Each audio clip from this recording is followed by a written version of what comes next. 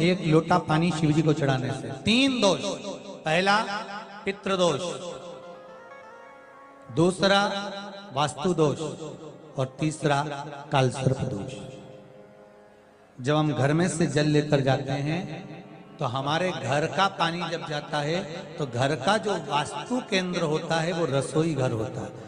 रसोई घर में से जल ले जाकर शिव जी को चढ़ाते हैं तो उससे वास्तु दोष समाप्त होता है। दूसरे नंबर पर है पितृदोष। घर का जो मटका होता है, परिंदा होता है, हंडा होता है, वो पितरों का स्थान होता है। उस पितरों के स्थान पर जो जल भरा होता है उसमें से अगर भाग भगवान शिव को चढ़ाया जाए तो पितरों का देवता आर्यमा भगवान शंकर के कहने पर चलता है। इसलिए वो भाग जब शिव को प्राप्त होता है तो आर्यमा संतुष्ट होकर पितरों को भी फल प्रदान करता है। तीसरे नंबर पर कालसर्प दोष। भगवान शंकर को एक लोटा पानी अगर चढ़ा रहे हो, भगवान शिव पर एक लोटा पात्र जल का अगर चढ़ा रहे हो तो आपका कालसर्प दोष समाप्त। कालसर्प दोष होता कैसे? शंकर भगवान का चढ़ा हुआ जल तुलसी जी में चढ़ाने से पत्रिका में कालसर्प दोष हो जाता है।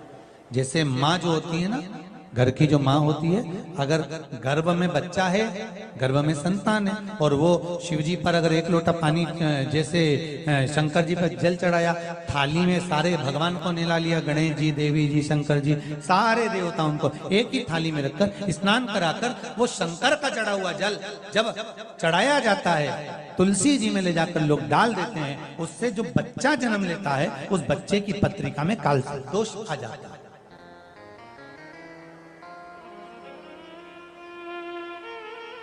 इसलिए शिव महापुराण की कथा कहती है सारे देवताओं को भले एक ही थाली में स्नान करा लो, एक ही पात्र में स्नान करा लो, पर देवाधिदेव महादेव को एक छोटे से पात्र में अलग से स्नान करा लेना चाहिए, अलग से।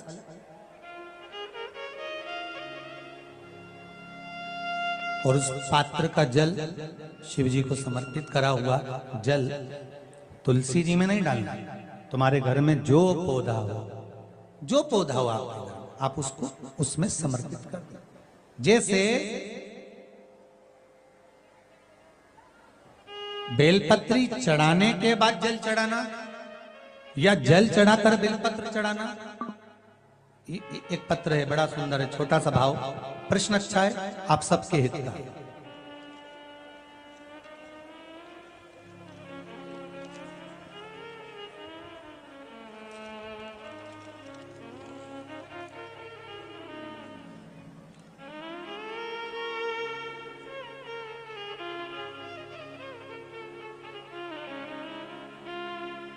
अरुणा जी अग्रवाल जयपुर, झरना जी अग्रवाल जयपुर राजस्थान से इन्होंने प्रश्न किया है, गुरुदेव दूध, कच्चा दूध केवल शिवलिंग पे चढ़ाना चाहिए या पूरे शिव परिवार पे चढ़ाना चाहिए?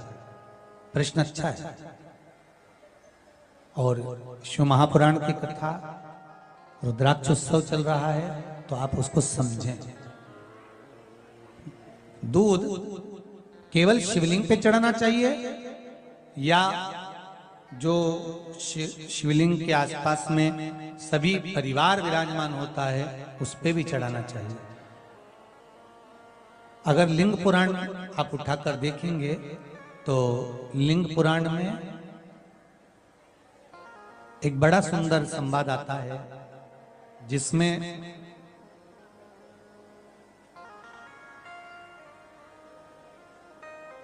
पीले कलर के शिवलिंग का वर्णन आता है।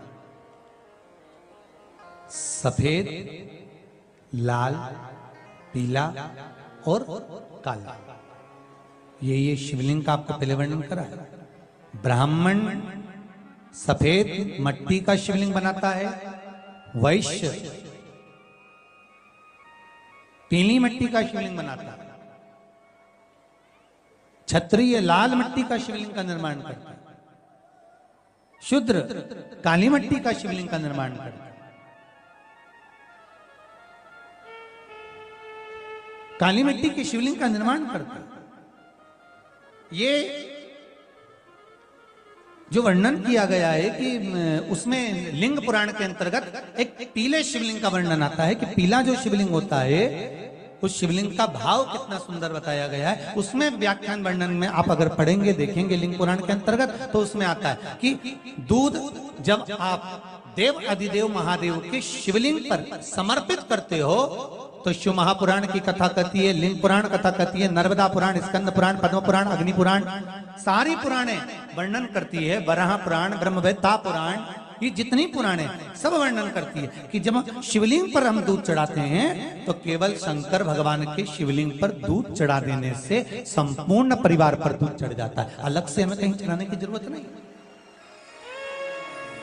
अलग से हमें कहीं दूध ले जाकर चढ़ाने की जरूरत नहीं कि हमें गणेश जी को अलग से चढ़ाना पड़ेगा, देवी जी को अलग से चढ़ाना पड़ेगा, कार्तिकेय जी को अलग से चढ़ाना पड़ेगा या नंदी को अलग से चढ़ाना पड़ेगा।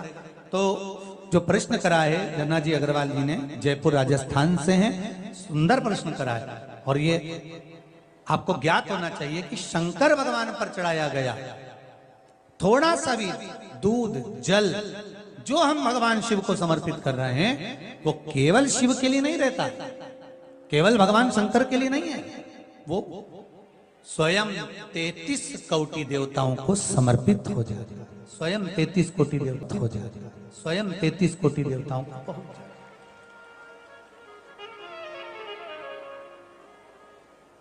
अलग से देने की जरूरत नहीं होती।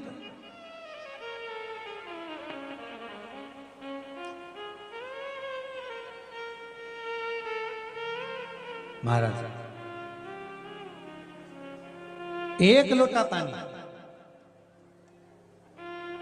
बेलपत्री आप शिवलिंग पर पहले चढ़ा रहे हैं, उसके बाद जल चढ़ा रहे हैं। दूसरा, जल चढ़ाने के बाद बेलपत्र चढ़ा रहे हैं। ये दो अलग अलग क्रम है शंकर भगवान की पूजन के। आप समझ लीजिएगा जरा, ये प्रसंग कभी नहीं आया, आज आया है तो उसको समझ।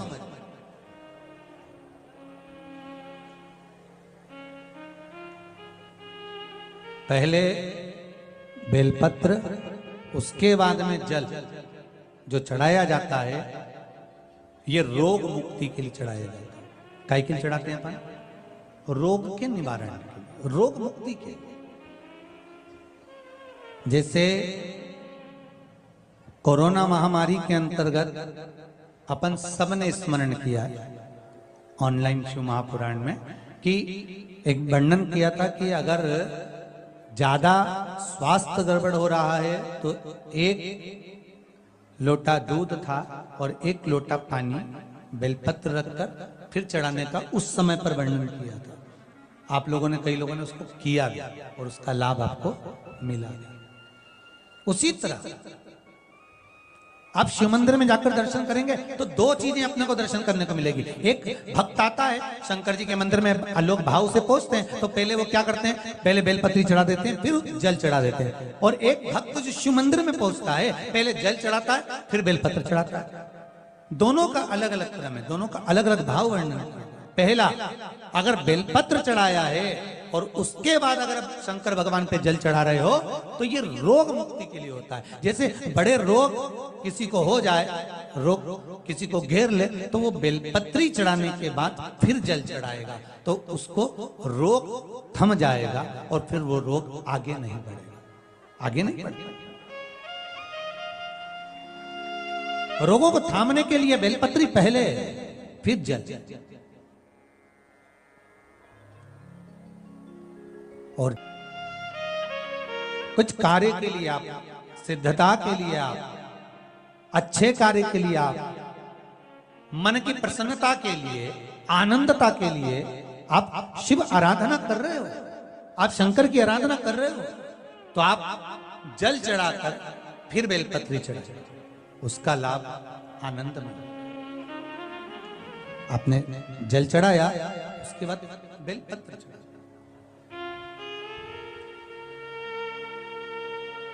बस एक बात का स्मरण आपको होना चाहिए शिव महापुराण का कि जब भी आप भगवान शंकर को बेलपत्र चढ़ाते हैं, बेलपत्र समर्पित करते हैं, बेलपत्र समर्पित करते समय प्रयास करा करें कि ये बेलपत्र को जब भी आप समर्पित करें, प्रयास करें कि बीच की जो पत्ती होती है बेलपत्र की, मध्य की जो पत्ती होती है, उसको अंगुष्ठ से पकड़ा जाए। उसके बाद में आप फिर बेलपत्री को शिव पर समर्पित करें, प्रयास करिए।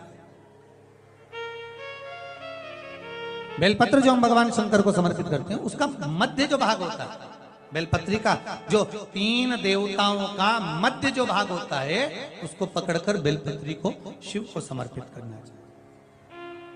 पूर्व की कथाओं में यह भी बताया गया है कि बेलपत्री की तीनों डंडियों के बीच में, तीनों पत्तियों के बीच में जो खाली जगह होती है, डंडी होती है, उसका क्या महत्व है, ये पूर्व की कथा में पहले बता चुके।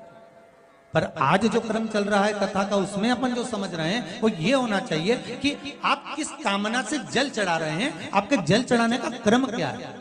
अगर आप रोग मुक्ति के लिए चढ़ा रहे हैं तो पहले बेलपत्र चढ़ेगी, फिर जल चढ़ेगा। आप कार्य सिद्धि के लिए चढ़ा रहे हैं, पहले जल चढ़ेगा, फिर बेलपत्र चढ़ेगी। और यदि कोई विशेष कार्य है आपका, जो आपको भगवान शंकर से जाकर कहना है, कोई विशेष कार्य, जैसे ब्रह्मलोक में ब्रह्मा है, बैकुंठ में भगवान विष्णु है, पर संसार सागर में, ब्रह्मांड में, मृत्यु लोक में अगर कोई देव है तो वो देव अधिदेव महादेव, वो देव अधिदेव महादेव, दूसरा नहीं।